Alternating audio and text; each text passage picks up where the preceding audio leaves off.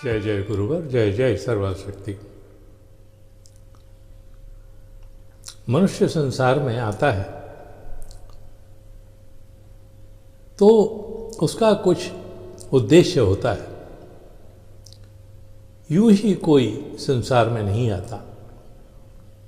अब उस उद्देश्य को पूरा करने में वह अपने आप को कितना सक्षम पाता है या वह अपने आप को किस प्रकार से सामाजिक परिस्थितियों में ढालता है और वहाँ से कुछ ऐसा कर दिखाता है कि संसार देखता रह जाता है। फिर ऐसी क्या बात है कि हर आदमी कर्तव्यपरायण नहीं होता है। वह अपनी परिस्थितियों में कुछ ऐसा घुस जाता है कि वहाँ से उबरने का नाम नहीं लेता। वो सिर्फ रोना धोना करता रहता है जिंदगी भर। हमारी ये परेशानियां हैं, हमारी ये मुसीबतें हैं, हम इसलिए ये काम नहीं कर पा रहे, हम इसलिए वो काम नहीं कर पा रहे।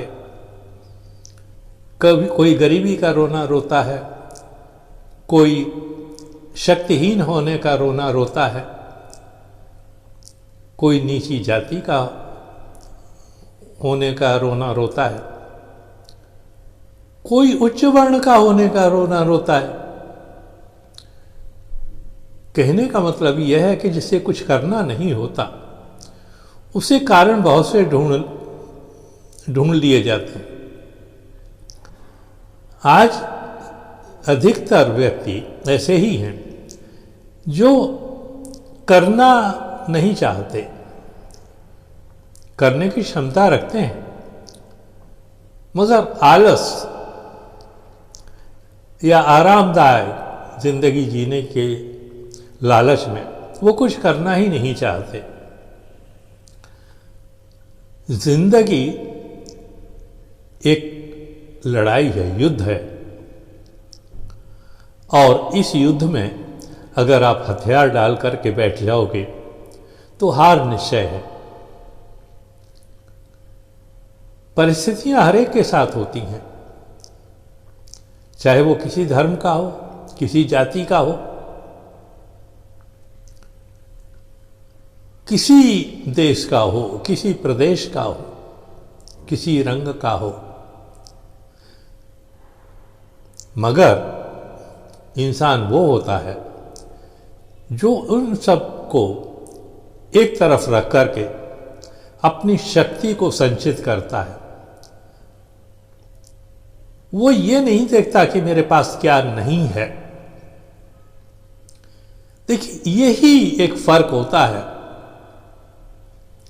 जिसको हम पॉजिटिव या नेगेटिव की बात करते हैं, जो यानी सकारात्मक या नकारात्मक। जब मनुष्य सकारात्मक रूप से सोचता है तो वो ये सोचता है कि मेरे पास क्या है, और जब नकारात्मक रूप से सोचता है तो वो सोचता है मेरे पास क्या नहीं है। संसार में कोई भी व्यक्ति ऐसा नहीं है कि अगर ये दोनों बातों को किसी तराजू में वो तोले तो नकारात्मक शक्तियां बहुत अधिक दिखाई देंगी। उनका वजन, उनकी मात्रा बहुत ज्यादा होगी। सकारात्मक शक्तियां अगर 25% हैं तो नकारात्मक शक्तियां 75% होंगी।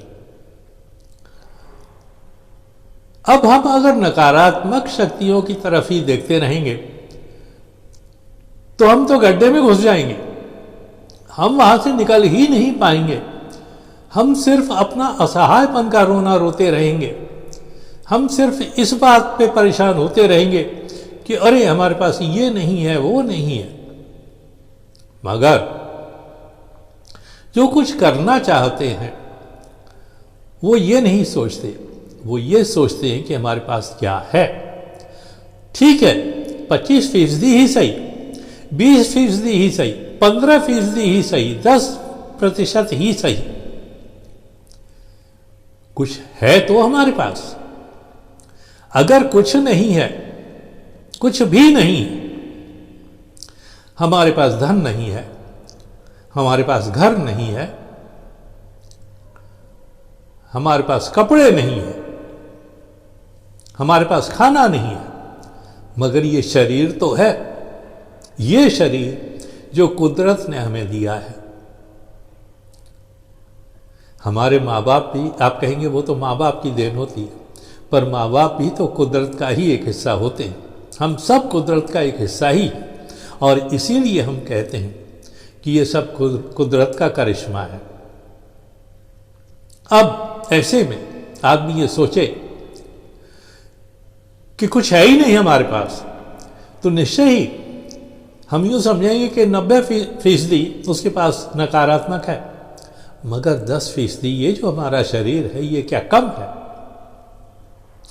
अकेले शरीर ने पता नहीं क्या से क्या कर दिखाया है। देखिए, हम कुछ उदाहरण देते हैं, इसका अर्थ ये नहीं है कि वो आदमी सही था या गलत। हम सिर्फ इसलिए वो उदाहरण देते हैं कि एक इंसान अगर करना चाहे तो क्या नहीं कर सकता।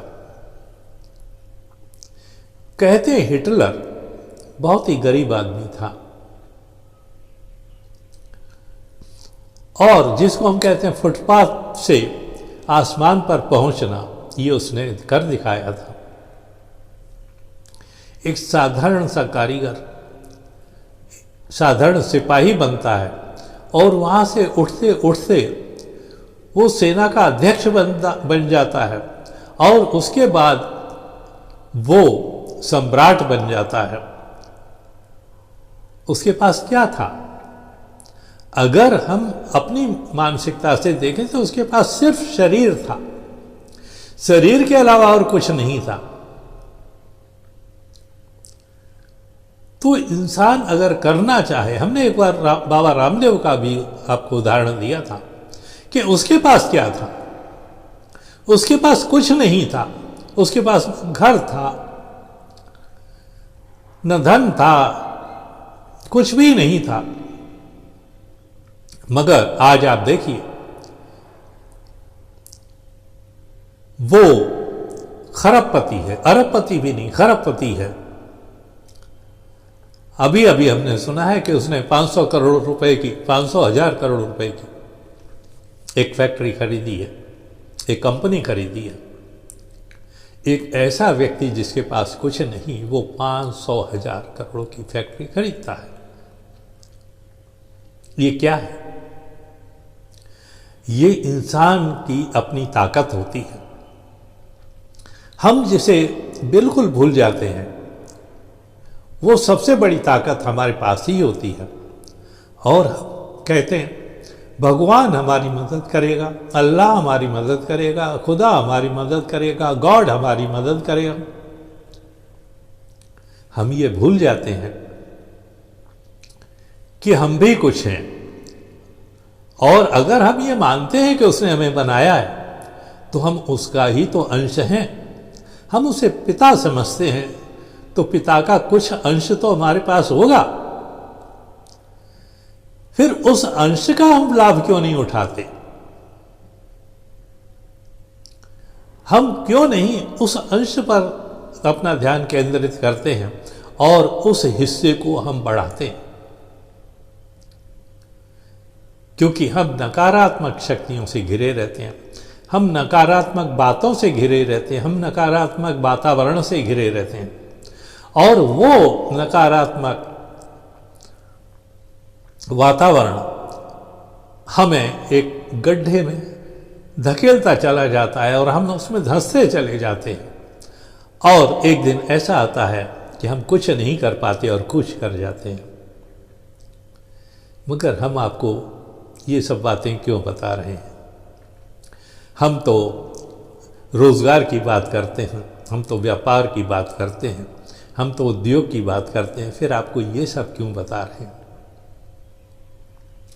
हम आपको ये सब बातें इसलिए बता रहे हैं ताकि आप इस बात को समझें कि अगर करना है तो कुछ न होते हुए भी बहुत कुछ किया जा सकता है, और अगर करना ही नहीं है तो सब कुछ होते हुए भी लोग सब कुछ गंवा देते हैं।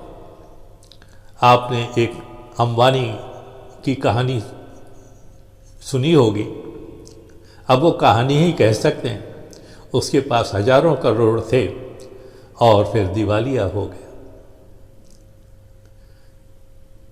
तो आप कहेंगे वो भाग्य है। नहीं, भाग्य नहीं, कर्म में विश्वास कीजिए। कर्म करोगे तो कुछ पाओगे, और हम आपको कर्म के रास्ते पर ही आगे बढ़ाने की बात करते हैं। आप हमारे साथ आइए, कर्मिष्ठ बन करके आइए। हमारे पास आने के लिए आपके पास कोई धन की आवश्यकता नहीं है तो बहुत अच्छी बात है, स्वागत है। मगर अगर नहीं है तो भी स्वागत है आपका। आप अगर कोई अच्छे कारीगर हैं तो भी स्वागत है, और अगर आप कुछ नहीं जानते तो भी स्वागत है। आप बहुत पढ़े लिखे हैं तो भी आपका हमारे पास स्वागत है, और आप कुछ नहीं पढ़े लिखे तो भी आपका स्वागत है। स्त्री हो पुरुष हो, सबका स्वागत है। कर्म करने के लिए एक आयु होती है। यूं तो कहा जाए तो कर्म करने के लिए कोई आयु होती ही नहीं। आज हमारे मंत्री जो हमारे देश की बागडोर संभाले हुए हैं, उनके पास आयु की सीमा क्या है? 60 साल, 70 साल, 80 साल तक वो देश की बागडोर संभाल सकते हैं, देश को चला सकते हैं। तो आप एक छोटा सा उद्योग नहीं चला सकते? मार्गदर्शन हम करेंगे, आपको जो आवश्यकता है वो हम जुटाएंगे, मगर आप आइए साथ में। एक व्यक्ति अगर शक्तिहीन होता है तो 50 लोग मिलकर के शक्तिशाली बन जाते हैं। एक सेनापति चाहे कितना भी कुशल हो, अकेला लड़ाई नहीं जीत पाता। उसके लिए एक बड़ी फौज की जरूरत होती है। सेनापति का कार्य होता है उसको संचालित करने का। सिर्फ सेनापति अगर कुशल संचालक है तो उस फौज का अच्छी तरह से उपयोग कर सकता है और युद्ध जीत सकता है। मगर अगर वो अकुशल संचालक है तो कुछ सेना चाहे कितनी भी बड़ी हो, वो कुछ नहीं कर पाएगा। इसीलिए महत्व तो दोनों का होता है, संचालक का भी और सेना का भी, अर्थात समूह का भी। समूह को संचालित करना वो हमारा काम है। उद्योग कैसे लगाया जाएगा, आप उसके भागीदार कैसे होगे, वो सब हम आपको समझाएंगे। मगर उसके लिए आपको हमसे जुड़ना पड़ेगा, और जुड़ने के लिए एक ही रास्ता है, आप हमारा चैनल सब्सक्राइब कीजिए, वीडियोस देखते रहिए, और दूसरे जो मित्र हैं, स्वजन हैं, परिचित हैं, उन सब के साथ इसे शेयर कीजिए, और उनको भी बोलिए कि वो अपने परिचितों के साथ इसे शेयर करें, ताकि अधिक से अधिक लोगों के बीच में हमारा संदेश पहुंचे और अधिक से अधिक लोग हमारे साथ में जुड़ें। जितनी जल्दी ये कार्य शुरू हो जाएगा, उतनी ही जल्दी हम अपने उद्देश्य की तरफ पहुंच जाएंगे। इसलिए आप हमारे वीडियोस देखिए, पसंद आते हैं तो लाइक भी कर दिया कीजिए, कमेंट ज़रूर कीजिए, और व्हाट्सएप पे अपना संदेश हमें दीजिए। उसमें आपका परिचय आप दे सकते हैं, आपका अपना फ़ोन नंबर दे सकते हैं, और आपका परिचय प्राप्त होते ही हम आपको संपर्क करेंगे। ये हम आपको विश्वास दिलाते हैं। आज इतना ही। शुक्रिया, धन्यवाद, थैंक यू वेरी मच।